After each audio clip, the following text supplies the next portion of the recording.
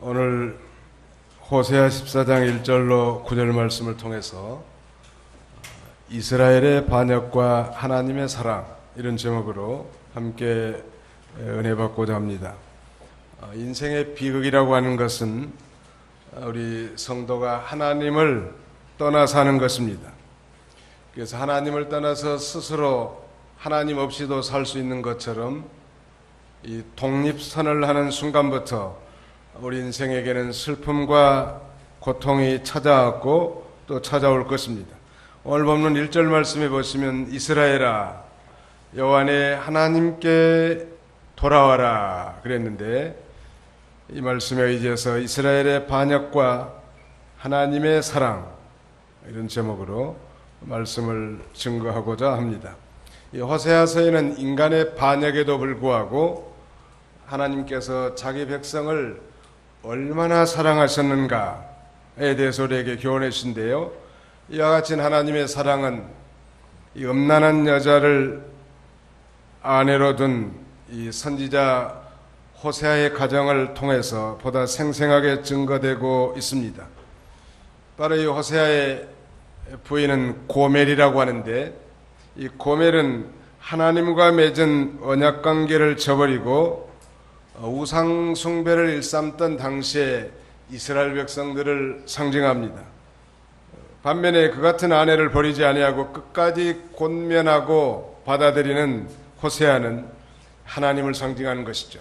그러니까 호세아 선지자의 이 가정을 통해서 반역하고 배역한 자기 백성들을 하나님께서 얼마나 사랑하셨는가를 이 호세아를 통해서 우리에게 가르쳐 주는 것입니다. 오늘 본문을 통해서 세 가지로 말씀을 증거하고자 하는데, 첫째는 하나님의 사랑의 음성 1절로 2절, 그 다음에 두 번째는 이스라엘의 반역에 대해서 3절, 그리고 마지막 이 세 번째는 하나님께 돌아온 후의 축복 4절로 마지막 부분까지, 이 세 가지 관점에서 말씀을 증거하고자 합니다. 1절로 2절을 읽으시기 바랍니다. 여호와 내 하나님께 돌아와라. 이는 내가 너의 죄 때문에 넘어졌기 때문이다. 너는 말씀을 가지고 여호와께 돌아와서 그분께 말하여라. 모든 죄악을 제거하시고 선한 것을 받으소서. 우리가 수송아지와 함께 우리 입술로 소원을 갖겠습니다. 예, 이스라엘아 여호와 내 하나님께 돌아와라. 하나님께 돌아오라는 것, 이것은 우리 하나님께서 자기 백성들을 향해서 말씀하신 사랑의 음성입니다. 미국에서는 어머니 주일과 별도로 한 달 후쯤에 아버지 주일이라는 게 별도로 있는데요, 우리 한국에서는 5월 8일 또 5월 이 두 번째 주를 어버이 주일로 이렇게 합동으로 지키는데, 특별히 이 자녀를 향한 이 아버지의 사랑을 강조하고 기리기 위한 것입니다. 아버지의 마음은 마치 탕자의 이 반역적인 요구를 들어주고 그러면서도 날마다 동구 밖에 나가서 언제나 자기 아들이 돌아올까 노심초사 기다리는 그런 마음이에요. 그리고 마침내 허랑방탕하고 쫄딱 망해서 이제 돌아온 자기 탕자 아들에게 목을 얻겨 안고 기쁨의 눈물을 흘립니다. 뭐 따지지도 묻지도 않는 것, 그저 살아 돌아온 것만도 기뻐하신다는, 이 돌아오는 거 우리 하나님이 기뻐하세요. 오늘 우리가 이번에 하나님 말씀을 많이 받았는데, 우리가 그 하나님의 말씀을 가지고 하나님 앞에 돌아온 자를 기뻐하신다는 거 믿으시기 바랍니다. 스페인의 한 아버지가 마드리드로 도망간 아들과 화해하기로 결심합니다. 아마 이 아버지는 아들과 아마 충돌이 된 모양이에요. 그래서 아들이 가출해 버렸습니다. 그러나 아버지가 뭐 자식 이길 부모가 없다고 아들과 다시 화해하기로 결심하고 몹시 후회합니다. 그리고는 그 아버지는 이제 엘리베달이라고 하는 신문에 광고를 내는데 이렇게 광고에 한마디를 썼습니다. 파코 다 용서했다. 화요일 정오 몬테나 호텔에서 만나자. 아빠가 이렇게 간단하게 구인 광고에 쓴 거예요. 근데 이 파코라고 하는 이름은 스페인에서는 아주 흔한 이름이라고 합니다. 한국에는 뭐 철수나 미자 이런 정도 될지 모르겠습니다. 근데 놀라운 일은 아버지가 호텔 앞 광장에 나가서 기다리는데 이 파코라고 하는 이름을 가진 청년들이 무려 800명이나 그 호텔 앞에 즐비하고 서 있더라는 거예요. 아버지와 화해하지 못하고 불안이 부자 간의 관계가 얼마나 많이 있는 걸 알 수 있고, 또 반면에는 그 아버지의 사랑을 기다리는 이 자녀들이 오늘날 방황하고 있다는 사실을 대변해주고 있지 않겠습니까? 이 회개라고 하는 건 지난 시간에도 살펴봤지만 우리가 하나님 앞에 죄인인 것을 깨닫고 그 죄를 뉘우치고 그 다음에는 하나님께로 돌아오는 소위 방향 전환, 이것이 바로 회개라고 할 수 있는데요. 먼저 우리가 하나님 앞에 내가 이거 참 죄를 지었구나, 죄인이로구나, 이걸 깨닫고 뉘우치고 또 인격적 결단을 통해서 하나님 앞에 돌아오는 거예요. 하나님 앞에 돌아오는 건 버렸던 하나님의 말씀으로 돌아온 것과 같지 않겠습니까? 역대하 7장 14절에 보면 내 이름으로 일컫는 내 백성이 그 악한 길에서 떠나 스스로 겸비하고 기도하여 내 얼굴을 구하면 내가 하늘에서 듣고 그 죄를 사하고 그 땅을 고칠지라 라고 말합니다. 내 이름으로 일컫는 내 백성이 그 악한 길에서 떠나 스스로 겸비하고 기도하면, 그래서 내 얼굴을 구하면 내가 하늘에서 듣고 그 죄를 사하고 그 땅을 고쳐주시겠다는 거예요. 오늘 이 불의로 인해서 징계를 받아 엎드려진 이스라엘 백성들에게 우리 하나님께서 그 망극하신 사랑의 음성으로 돌아오라는 거예요. 그리고 간절히 기다리십니다. 우리 찬송 528장에 보면 예수가 우리를 부르는 소리라는 찬송이 있는데요. 윌 레마타인 탐프슨이라고 하는 사람이 작시 작곡한 노래인데, 이 찬송 역시 누가복음 15장 11절 이하에 이 탕자의 비유에 감동을 받은 이 탐슨이 아들이 돌아오기를 간절한 마음으로 기다리는 아버지의 심정을 생각하면서 소위 복음성가를 작사 작곡한 것입니다. 거기 2절 가사에 보면 간절히 오라고 부르실 때에 우리는 지체하랴, 주님의 은혜를 왜 안 입었고 못 들은 채 하려나, 오라 오라 방황치 말고 오라, 죄 있는 자들아 이리로 오라, 주 예수 앞에 오라 라고 노래하고 있습니다.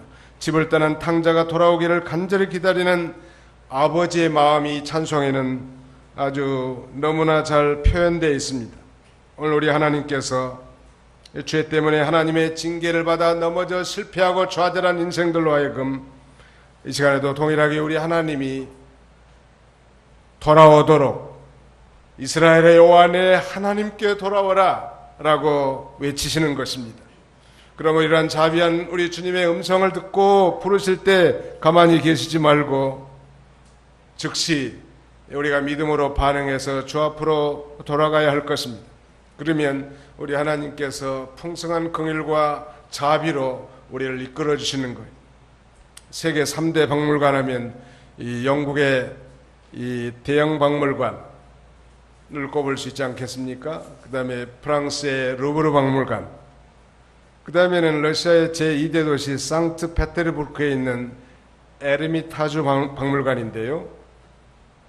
이 에르미타주 박물관에는 무려 소장품이 230만 점 이상이 된다고 합니다. 파리의 루브르 박물관에서 가장 유명한 작품을 하나 꼽으라고 한다면 그거야 당연히 레오나르도 다빈치의 모나리자인 것처럼 에르미타주 박물관에서는 1688년 바로크 시대의 거장 네덜란드 출신의 화가 크리스찬 화가 렘브란트가 누가복음 15장을 배경으로 그린 돌아온 탕자 혹은 탕자의 귀환이라고 하는 그림이, 저는 가보지는 못했지만 다녀온 사람들의 얘기에 하면 이 탕자의 귀환이라고 하는 이 작품 앞에 많은 사람들이 몰려서 떠날 줄을 모른다고 합니다. 그 사진으로만 봐도 헤어진 옷과 신발을 신고 돌아오니 이 탕자가 무릎을 꿇고 아버지의 품속에 온 몸을 맡기는 그런 모습이 새로운 결단과 마음의 확정을 보이기도 하죠. 무엇보다도 그 아버지의 따뜻한 모습을 이 렘브란트는 빛의 명암을 사용해서 아주 아름답게 묘사하고 있습니다. 아버지의 눈을 보면 얼마나 기다렸는지 느껴지고, 어깨를 보면 아버지의 사랑과 자비를 읽을 수 있단 말, 그의 팔은 돌아온 아들을 안아주며 모든 것을 용서하는 아버지의 모습이, 그의 손은 만져주고 위로하고 치료해주는 아버지의 자애로움이 가득 담겨 있습니다. 우리가 여호와 하나님께 돌아오기를 이 시간에도 주님이 바라시는 거예요. 우리 주님은 형식적인 예배에 그저 참여하고 순서에 참여하는 걸 원하지 않으십니다. 진정으로 회개하고 예수 그리스도를 영접하고 그 구원의 감격과 하나님의 자녀로서 신령과 진정으로 예배드리고 하나님의 그 임재의 영광 앞에 우리 자신들의 정말 무력함을 고백하고 하나님의 능력을 덧입기를 원하신다는 말이에요. 그렇다면 우리가 마땅히 돌아가야 될 건데 어떻게 돌아갈까요? 오늘 우리 본문 2절을 다 같이 한번 통독하겠습니다. 2절 말씀입니다. 시작. 너는 말씀을 가지고 여호와께 돌아와서 그분께 말하여라. 모든 죄악을 제거하시고 선한 것을 받으소서. 우리가 수송하지 함께 우리 입술로 소원을 갚겠습니다. 어떻게 돌아갈까요? 너는 말씀을 가지고 여호와께 돌아와서 그분께 말하여라 라고 말씀합니다. 바로 이 말씀은 언약의 말씀이고 복음 진리를 가리키는데, 하나님의 말씀을 버린 것이 하나님을 버린 것이, 하나님의 말씀을 떠난 것이 하나님을 떠난 것이란 말. 그러므로 하나님의 말씀을 가지고 여호와께 돌아와 그분께 말하라는 거예요. 죄가 무엇입니까? 죄란 하나님의 말씀을 불순종한 것과 순종하기에 부족한 것이 죄라고 배우지 않았습니까? 바로 그 죄가 바로 불의함이란 말. 그런데 1절 하반절에 보면 분명히 이는 내가 너의 죄 때문에 넘어졌기 때문이다. 즉 불의함 때문에, 하나님의 말씀을 불순종한 것 때문에 넘어졌단 말. 그러나 다시 이제 말씀을 가지고 여호와께 돌아와서 그분께 말하라는 거예요. 그런 자를 하나님이 사랑해 주시죠. 우리 성도가 진정으로 회개하고 이제 불의함이 아니라, 우리 개혁성경에는 죄를 불의함으로 해석해 놨습니다. 1절 하반절에. 이제 의인된 하나님의 자녀들이 의의 말씀을 가지고 순종해서 살면 하나님이 실패할 것 같아도 성공되게 하는 거예요. 정말 우리 하나님은 돌아오기를 원하세요. 자, 거기 한번 성경을 읽으시기 바랍니다. 에레미야 8장 4절로 7절. 에레미야 8장 4절로 7절입니다. 너는 또 그들에게 말하여라. 여호와가 이같이 말씀하신다. 사람이 넘어지면 일어나지 않겠느냐? 사람이 떠나가면 돌아오지 않겠느냐? 어찌하여 이 예루살렘 백성은 항상 배반하느냐? 그들은 거짓에 사로잡혀 돌아오기를 거절한다. 내가 귀를 기울여 들어보니 그들은 옳은 것을 말하지 아니하며 자기 죄악을 뉘우쳐 내가 무엇을 행하였던가 라고 말하는 자도 없고, 말이 전정태로 돌진하듯이 그들은 모두 자기 길로 떠났다. 하늘의 황새까지도 자기에게 정해진 때를 알며 산비둘기와 학과 제비도 돌아올 때를 지키는데 내 백성은 여호와의 법도를 모른다. 예, 하늘의 황새까지도 자기에게 정해진 때를 알며 산비둘기와 학과 제비도 돌아올 때를 지키는데 내 백성은 여호와의 법도를 모른다. 돌아오지 않는다는. 강남에 간 제비가 봄이 오면 다시 와서 집을 짓고 사는 것처럼 이 자연 미물도 자기가 돌아올 때를 아는데, 하나님의 백성이 여전히 죄악 가운데 파묻혀서 하나님의 말씀을 어기고 참으로 죄악을 밥 먹듯이 지으면서도 돌아오려고 생각하지도 않는다는 거예요. 오늘 시간 우리 모두가 하나님을 떠난 모든 말과 행위를 회개하고 하나님의 말씀을 가지고 하나님께로 돌아와 하나님의 언약 백성으로서 하나님이 예비한 모든 축복을 누리시기를 주님의 이름으로 축원합니다. 그리고 오늘 본문 2절 하반절에 보니까 우리가 수송하지 않게 입술로 소원을 갖겠습니다 라고 해야 된다고 했는데, 호세아 선지자는 수송아지의 제물보다 참여하는 입술과 통회하는 심령이 더 합당한 제사인 것을 밝히고 있는 거예요. 마음이 하나님께로 돌아와서 참된 신앙을 고백하면서 하나님 앞에 기뻐하실 예배를 드리라는 거예요. 도대체 그렇다면 이스라엘의 반역이 무엇인가? 3절을 우리 같이 한번 또 읽어보겠습니다. 3절 시작. 아시리아가 우리를 구원하지 못하며 우리가 말을 타지 아니하고 우리 손으로 만든 것에게 우리 하나님이라고 다시는 말하지 않을 것이니 이는 고아가 주께 긍휼을 받기 때문입니다. 이스라엘이 넘어진 이유는 1절 하반절에 그들의 죄, 즉 불의함 때문이라고 했는데, 이스라엘의 이 불의함은 도대체 뭔가? 이스라엘이 하나님을 반역하고 넘어진 구체적인 죄는 첫째, 아시리아의 구원을 의지하는 거예요. 두 번째는 말을 의지하는 거고, 세 번째는 우상을 의지하는 거예요. 전부 다 하나님이 싫어하는 것들이죠. 하나님께서는 하나님만 의지하고 하나님만 사랑하고 하나님만 따라가기를 원하시는데, 이 하나님을 반역하고 돌아간 이스라엘 백성들은 하나님보다는 저 세력이 강한 강대국 아시리아, 아수르를 의지하고 그 다음에는 하나님이 전쟁을 주관하시고 전쟁의 승패가 여호와께 있는데 많은 말을 의지하는 거예요. 이 말이라고 하는 것은 war horses라고 하는 소위 전쟁용 군말을 가리키는 거예요. 그래서 신명기에는 왕된 자는 말을 많이 두지 말 것이요 말을 많이 얻으려고 그 백성을 애굽으로 돌아가게 하지 말라고 성경은 증거합니다. 말은 오늘날로 말하면 탱크 정도가 될 것 같습니다.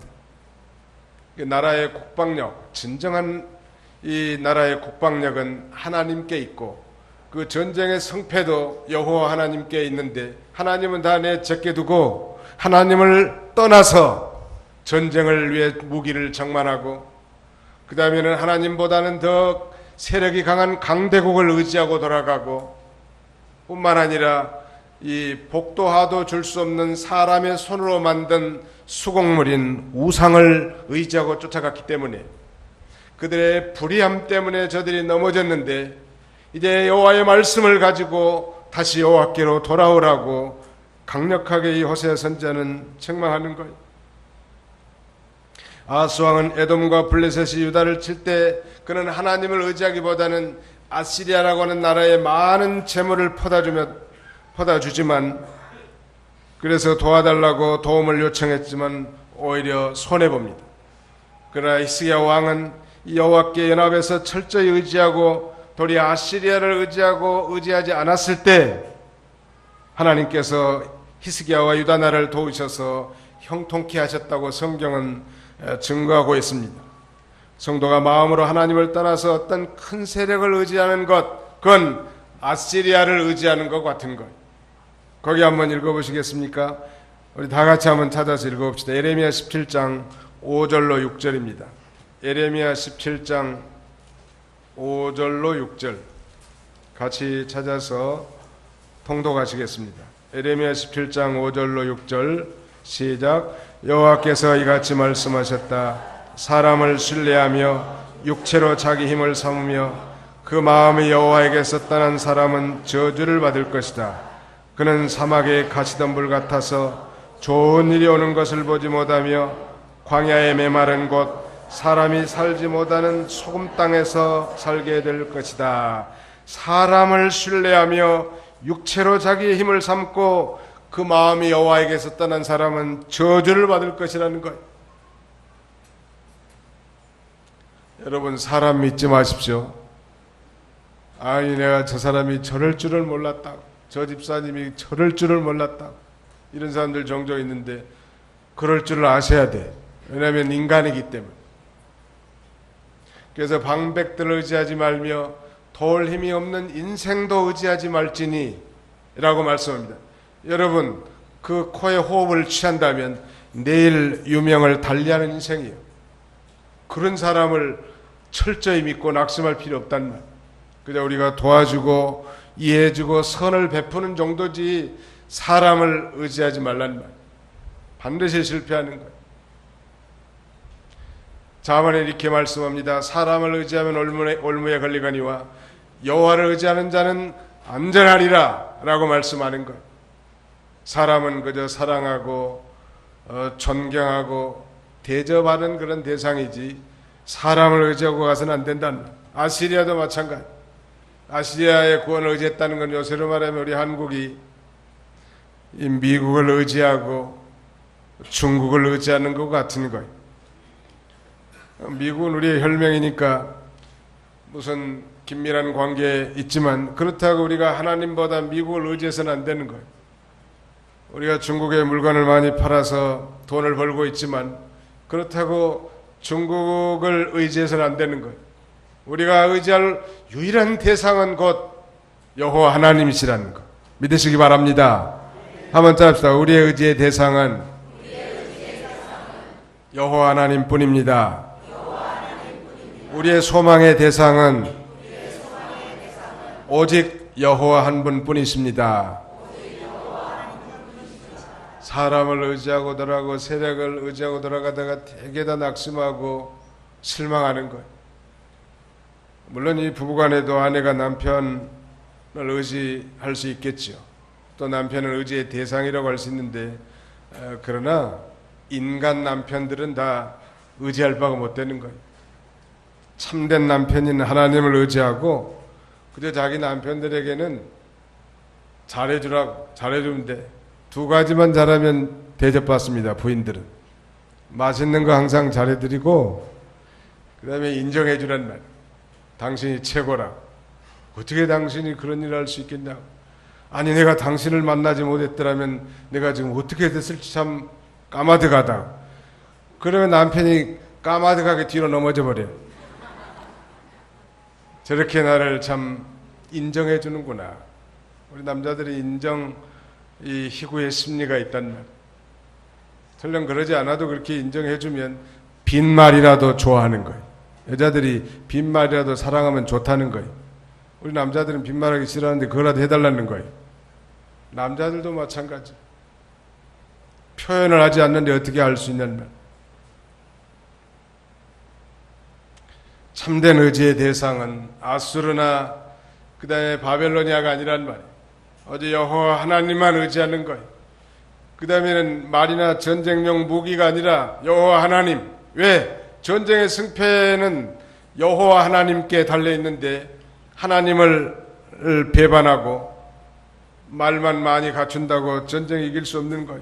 하나님을 떠나서 하나님을 의지하지 않고 말을 의지하는 것은 하나님을 반역하는 행위란 말. 그 다음에 우상은 뭐 두말할 것도 없죠. 그건 인간의 손으로 만든 수공물이라는. 거기 자세히 한번 보십시오. 3절 하반절에 보면 이렇게 말씀합니다. 이는 고아가 주께 긍휼을 받기 때문입니다. 고아라고 하는 것은 과부와 함께 의지의 대상이 없는 자들 아니에요. 이 세상에서 불쌍한 자들의 대표. 성경에는 이 고아와 과부를 들고 있고 오늘날 시대에도 동일한 거예요. 그러나 이 고아와 과부가 의지할 대상이 없으니까 오직 하나님만 의지할 때 하나님이 그에게 긍휼을 베풀어 주시고 그의 인생의 앞길을 축복해 주시는 것처럼 우리도 언제나 우리 고아와 같은 그런 심정으로 여호와 하나님 참된 남편만을 의지하고 돌아갈 때 우리 하나님께 긍휼을 받을 수 있음을 우리에게 가르쳐 주는 것입니다. 런던에 있는 성 바오로 성당에 가면 홀만 헌트의 유명한 그림 세상의 빛이라는 그림을 볼 수 있는데 그 그림 가운데 예수 그리스도께서는 손에 등불을 드시고 문 앞에 서 계시는 그런 그림입니다. 문제는 그 문에는 손잡이가 없는 거예요. 그것은 안에서만 열게 되어 있기 때문인 것입니다. 인간의 이 마음의 문은 자기 스스로 열어야 합니다. 다른 사람이 열 수 없단 말이에요. 그래서 이 요한계시록 3장 20절에 있는 말씀대로 볼지어다 내가 문 밖에 서서 기다리노니 누구든지 내 음성을 듣고 문을 열면 내가 그에게로 들어가 그로 더불어 먹고 그런 나로 더불어 먹으리라 라고 말씀하는데, 우리 주님이 우리의 마음의 문을 노크한다는 말, 여러 가지 방법으로 하십니다. 때로는 양심을 통해서, 때로는 이성을 통해서, 때로는 경험을 통해서, 때로는 친구의 권면을 통해서, 책과 방송과 설교를 통해서 우리의 심령의 문을 두드리는 거예요. 그때 우리 주님을 영접하고 마음에 받아들이는 거예요. 주님, 그렇습니다. 제가 주님을 떠나서 나 홀로 살아보려고 했지만 심령이 곤고하고 가련하고 눈멀고 벌거벗은 것 같은 이런 비참한 인생을 살았습니다. 이제 주님 앞으로 돌아와 주님만 경외하고 그 말씀을 따라 살기를 원하오니 나를 받아 주옵소서 라고 하면 우리 주님이 그 순간부터 우리 주님이 함께 해주시고 친밀한 교통과 교제의 삶을 살게 해주신다는 것. 마지막 결론적으로 하나님께로 돌아온 후의 축복은 무엇인가? 4절로 9절의 내용인데 4절 5절을 읽으시기 바랍니다. 내가 그들의 반역을 고치고 자원함으로 그들을 사랑할 것이니 이는 나의 진노가 그에게서 떠났기 때문이다. 내가 이스라엘에게 이슬과 같을 것이니 그가 백합화같이 피어나겠고 레바논의 백합목같이 자기 뿌리를 내릴 것이다. 예, 여호와 하나님께로 돌아오면 죽을 통에 빠졌어도 살 길과 소망을 주신단다. 호세아 2장 14절로 15절 앞부분에 보니까 그야말로 아골 골짜기 같은 곳도 소망의 문이 열리게 하시는 하나님이시란 말. 하나님의 애정어린 음성을 듣고 하나님께로 돌아온 자의 축복이 무엇인가? 그 첫 번째가 바로 4절에 내가 그들의 반역을 고치고 자원함으로 그들을 사랑할 것이다 라고 말씀하십니다. 반역을 고쳐준다는 것. 이 반역이라고 하는 말은 이 옛날 성경은 폐역이라고 되어 있습니다. 리벨리온이라고 하는 반역, 백슬라이딩, 그 다음에는 이 리벨리온 그런 말인데요. 이 그런 반역적인 성품을 고쳐주시겠다는 거예요. 이런 반역을 고쳐서 하나님과의 올바른 관계를 회복시켜 주시겠음을 우리에게 말씀하고 있습니다. 오늘날 이 시대가 반역의 시대요, 폐역의 시대요. 부모가 자식을 죽이고 유기하고 심지어는 자식이 부모를 죽이는 시대요. 음란하고 방탕한 시대예요. 폐역한 시대란 말이에요. 그렇게 폐역하게 돌아가지만 그러나 여호와께로 돌아오면 그 폐역과 반역을 고쳐주시고 사랑해 주신다는 말. 그 다음에는 5절에 보니까 내가 이스라엘에게 이슬과 같을 것이니 그랬는데 아침 이슬이 되어주신다는. 성경에서 이슬은 영적으로 하나님의 은혜를 가리킵니다. 이슬은 아무도 모르는 이 새벽녘에 조용히 내려서 만물의 생기를 공급해 주시는 거예요. 특별히 이 중동 지역의 이 지중해 지역에서는 강수량이 많지 않기 때문에 대낮에 이 땡볕에 식물들이 다 말라 비틀어져 있다고 합니다.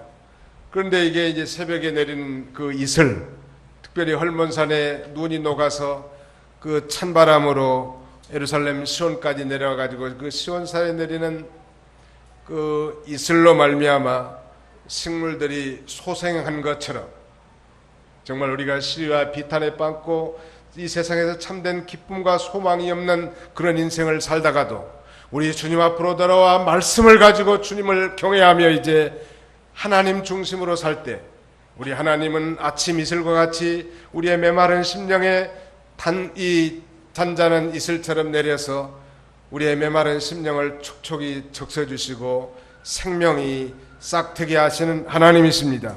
믿으시기 바랍니다. 아침 이슬이 되어주신다는 거예요. 이런 이슬을 받으면 거기 있는 대로 백합화같이 피어나고 레바논의 백향목과 같이 뿌리를 내리고 그 다음에는 올리브 나무와 같이 아름답고 그의 그늘 아래 거주하는 자가 돌아온다는 거예요. 부활주일에 백합화 한 송이를 화분에 꽂아서 예배당에 놔두면 아마 우리 예배당 공간 정도를 온통 진동시키는 백합화 향기가 자욱할 정도로 향이 진해요. 향기나는 인생, 정말 향기나는 이 신앙생활이 된다는 말. 어떤 사람 정말 자기의 불의함 모든 죄를 다 벗어버리고 여호와 하나님 앞으로 돌아온 자, 그런 자를 하나님께서 그들의 반역을 고쳐주시고 아침 이슬과 같이 소생케 해서 이제는 백합화 같은 그런 향기를 내게 하고 백향목과 같이 깊은 진리의 뿌리를 내리고 견고한 인생이 돼서 그를 통해서 열매를 맺고 그를 통해서 많은 영적 선한 영향력을 끼치는 아름다운 인생을 살게 해줄 것을 성경은 증거하고 있습니다. 사랑하는 성도 여러분, 오늘 이 시대는 그야말로 반역의 시대고 폐역한 시대예요. 우리도 정말 정신 차리지 않으면 그런 이 분위기 속에다 휩쓸리기 쉽단 말. 그러나 우리 하나님께서는 자기 백성을 이 반역함에도 불구하고 수도 없이 주님을 떠나 저 세상에 방황하던 자들을 내버려 두지 아니하시고 다시 지성소로 불러들여서 십자가에 흘리신 예수 그리스도의 피로 우리를 정결하게 빨아 깨끗하게 하시고 하나님의 새 언약 백성으로 살아가기를 원하십니다. 여러분들의 삶은 어떠십니까? 주님을 혹시 마음으로 멀리 떠나 방황하고 있지 않습니까? 아니 죄가 주는 일시적인 낙에 흡족하게 사십니까? 우리 주님은 이스라엘아 여호와 하나님께로 돌아오라고 사랑의 음성으로 우리를 부르시는 거예요. 이런 음성을 들으시고 마음문을 열고 주님을 영접함으로 하나님이 주시는 모든 축복의 인생, 또 많은 사람들을 온 길로 인도하는 선함의 인생, 이런 복된 인생을 사시기를 주님의 이름으로 축원하는 바입니다. 기도합시다. 거룩하신 우리 아버지 하나님, 하나님의 은혜로 귀한 사경회를 마치게 해주시고 또 하나님이 이 복주식으로 예비한 이 거룩한 날 주의 전으로 저희들을 불러주셔서 하나님 앞에 예배드릴 수 있도록 은혜 주심을 진심으로 감사하옵고 감사를 드립니다. 이스라엘아 여호와 하나님께로 돌아오라고 하는 주님의 만극하신 사랑의 음성을 듣고 마음으로 주님을 멀리 떠나 아수를 의지하고 또 군대의 무기를 의지하고 하나님의 어떤 우상을 만들어 놓고 그것을 지배받고 의지하고 돌아갔던 이 우리들의 이 삶을 주님이 다 아시고 주님 앞으로 돌아와 주님만 사랑하고 주님만 의지하고 주께서 주시는 이 만족할 만한 축복 가운데 살기를 원하시는 주님이신데 이 아침에 우리가 다 마음을 하나님께 향하고 돌이켜서 우리가 전에 우리의 죄와 불의함 때문에 넘어졌던 것들을 회개하고 이제 말씀을 가지고 여호와께 돌아와서 하나님이 주시는 참된 축복 가운데 살아가는 저희 모두가 다 되게 하여 주시옵소서. 백합화 같이 향기를 내뿜는 향기로운 인생을 살게 해주시고 백향목과 같이 깊이 뿌리를 내리고 진리의 뿌리를 내려 이 세파에 흔들리지 않고 견고하게 서서 많은 사람들을 주 앞으로 인도하고 많은 사람들 통하여 하나님 앞에 영광 돌리는 그런 저희들이 다 되게 하여 주시옵소서. 예수님의 이름으로 기도하옵나이다. 아멘.